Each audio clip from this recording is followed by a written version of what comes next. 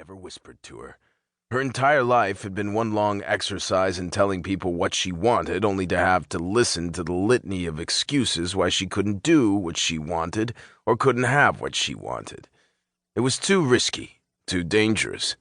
She didn't understand the consequences. She didn't this, she didn't that. Every excuse her brother could throw at her.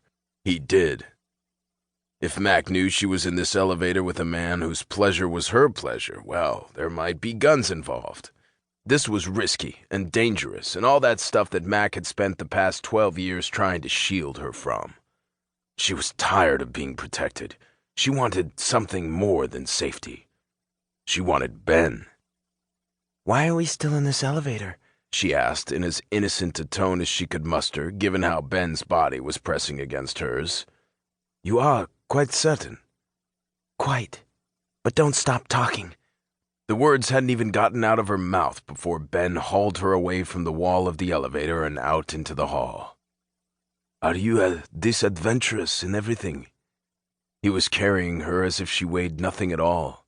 She was as light as a feather, a leaf on the wind in Ben's arms. She was flying, and she didn't ever want to come down.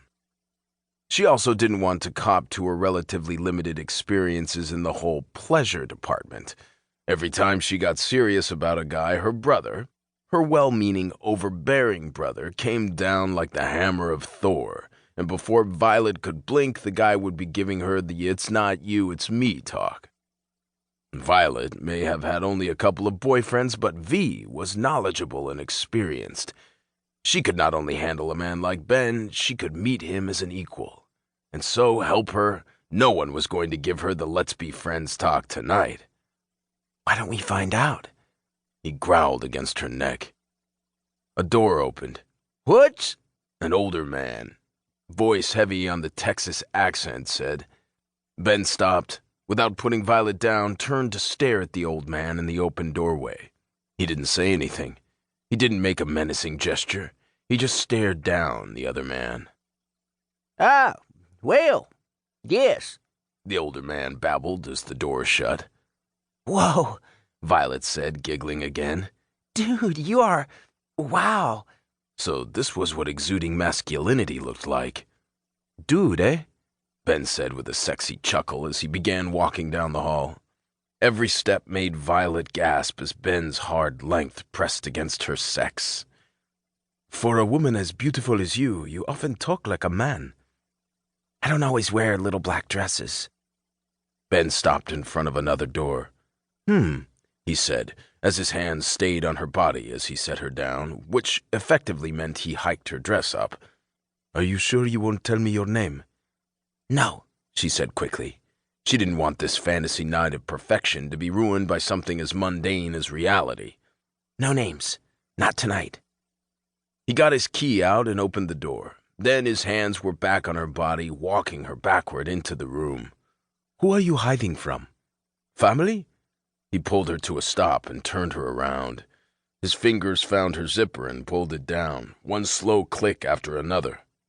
"Or another lover, "I'm not hiding from anyone," she fibbed. It was a small fib because no, she did not want Mac to know she'd done something this wild, this crazy. That's why she was in Holloway instead of Royal. "We're all hiding from something, are we not?" Ben began to pull the dress down, revealing the black bra with the white embroidery that she wore only when she was feeling particularly rebellious, which, in the last few months, was almost every day. Look," she said in frustration, taking a step back and pulling free of his hands. "I won't ask about you, you won't ask about me, and we use condoms. That's the deal. If that doesn't work for you..." She grabbed the sleeves of her dress and tugged them back up.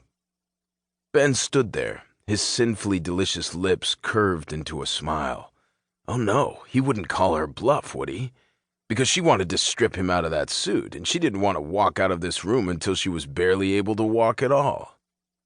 "I just need a night with you," she said, the truth of that statement sinking in for the first time since she'd walked into the bar at the Holloway Inn and laid eyes on this tall, dark, and handsome stranger.